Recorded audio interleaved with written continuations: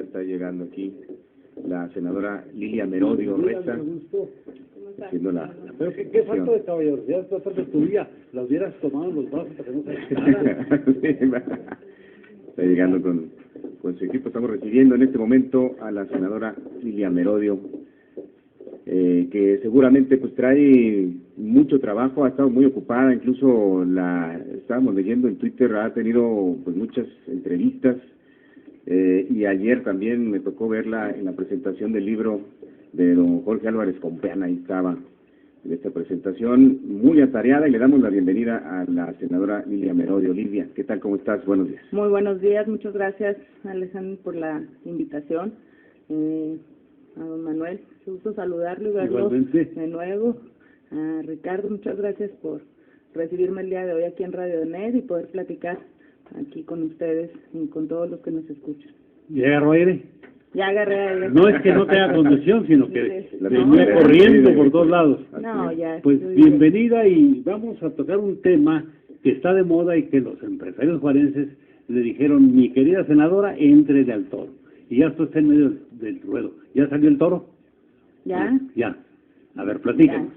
No, el lunes pasado estuve aquí en Ciudad Juárez a una invitación que me hizo el Consejo Coordinador Empresarial, donde me dieron a conocer su posicionamiento de la ley al Seguro Social, que ya fue aprobada en Cámara de Diputados y que ya fue enviada al Senado de la República en minuta, que se ha turnado a 3 comisiones del Senado: a la Comisión de Hacienda, a la Comisión de Estudios Legislativos Primera y a la Comisión de Seguridad Social.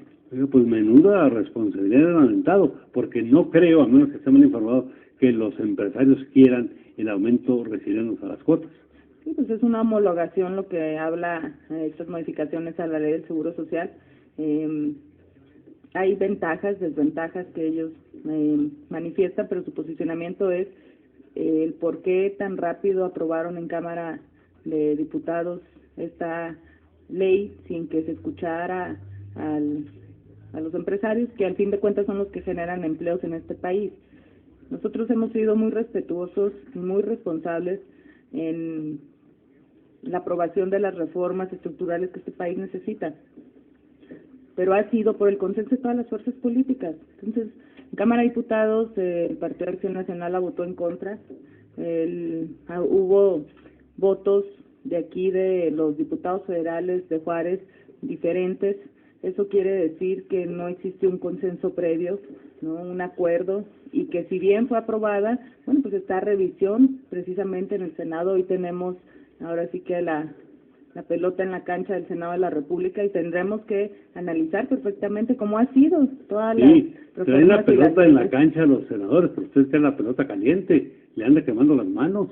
No, ¿Qué va a hacer? yo soy ¿Qué va a hacer representante en cuanto a lo que le piden los empresarios? ¿Por dónde está el camino legislativo, el camino de cabildear? Bueno, el cabildeo se hace primero que nada a quienes presiden las comisiones en el Senado de la República, que son compañeros. El de Hacienda es del PRI, el de Estudios Legislativos Primera es del PAN y el de Seguridad Social es del PRD. Entonces están todas las fuerzas, las principales fuerzas políticas representadas a quien fue turnada.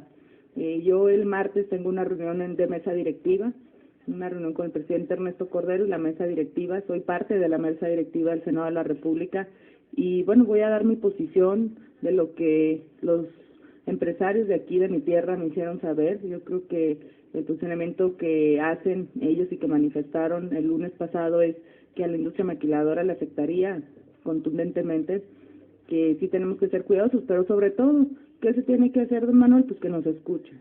Los voy a acompañar a que quienes presiden las comisiones en el Senado y van a dictaminar esta minuta, pues puedan escuchar al sector empresarial de aquí de Ciudad Juárez. Y una reunión también, estoy ya gestionando una reunión con el director de Seguro Social, ¿no? Para que nos dé un esquema de lo que... ¿Es el empresariado juarense el resto del país? ¿O siente, Lilia, que el sector empresarial de Juárez es punto y aparte, por ejemplo, del resto del Estado?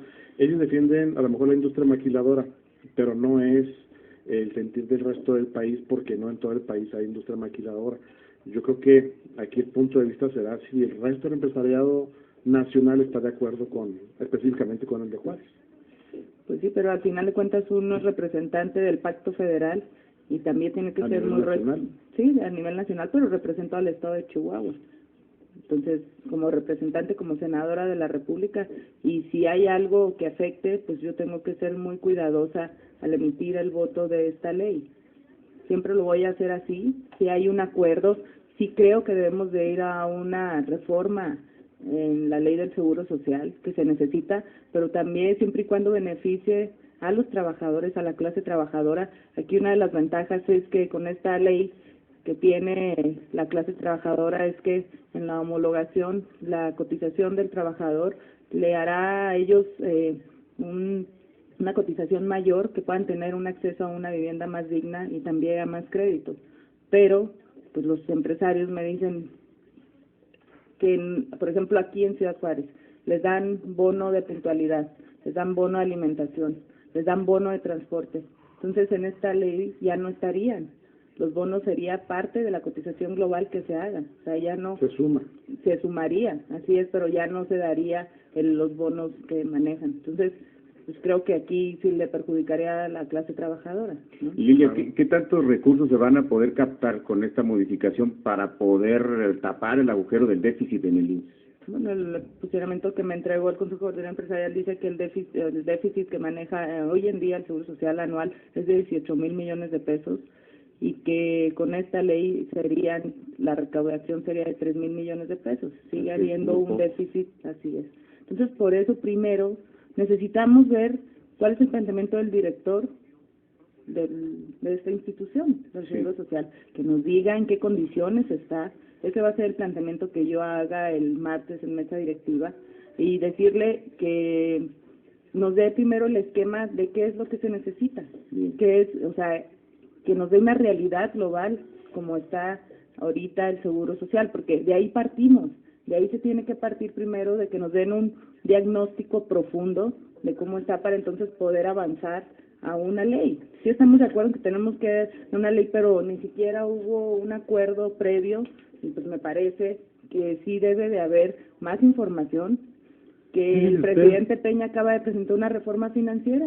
Entonces, bueno, si el presidente de la República acaba de presentar una propuesta para una reforma financiera, pues yo creo que esta debe de ir también, es recaudatoria, se necesita un diagnóstico donde hay un déficit en las finanzas del Seguro Social, pero también los trabajadores quieren un mejor servicio en el Seguro Social. Claro. Los trabajadores al final cuando van y el empresario, el patrón, sí da sus cuotas y paga oportunamente, puntualmente, pero no reciben un servicio digno los trabajadores ni sus familias. Es algo que ustedes ya sí lo reconocen plenamente, que el servicio del IMSS no es el adecuado, no es el que la ciudadanía merece.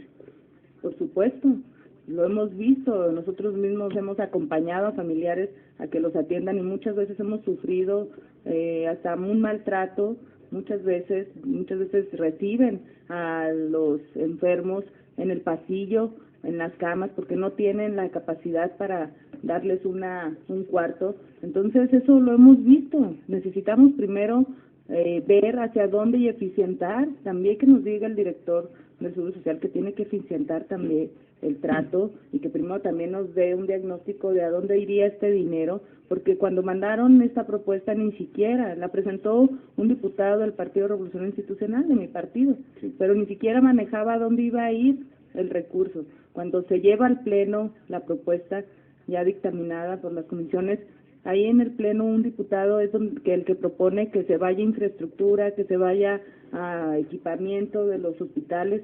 Entonces, por eso te digo que fue una reforma que a nosotros nos llegó a finales de abril, que pensaban, por eso estaban muy preocupados los empresarios de aquí de Ciudad Juárez, porque pensaban que se iba en eso, que también el Senado de la República la iba a ratificar, y al interior de mi bancada se da el debate, se da la discusión. Hoy somos partido en el gobierno, por lo tanto tenemos que ser más responsables, y cuando empezamos a platicar los compañeros de mi bancada, el senador compañero de la CTM me decía, oye Lilia, aquí traigo ejemplos muy claros de cómo pues sí perjudicaría, cómo están ventajas, desventajas. O sea, ni siquiera existía un acuerdo al interior. Entonces, Por eso se decidió mandarla al siguiente periodo, ¿no? Hoy dicen que probablemente exista un periodo extraordinario. Necesitamos probablemente un periodo extraordinario para las leyes secundarias de la reforma educativa que ya aprobamos, pero no veo condiciones todavía, así se los digo, así se lo hice saber al Consejo Coordinador Empresarial el lunes pasado, que no veía yo condiciones en esta ley para que fuese votada en un periodo extraordinario. Fíjese que está muy interesante el tema, pero tenemos que hacer una pausa comercial, luego regresamos, ¿le parece? Muchas gracias. Estamos platicando con la senadora Lilia Merodio en el programa Sobre la Mesa. La opinión de los expertos en política y el análisis de los temas que a usted le interesan sobre la mesa.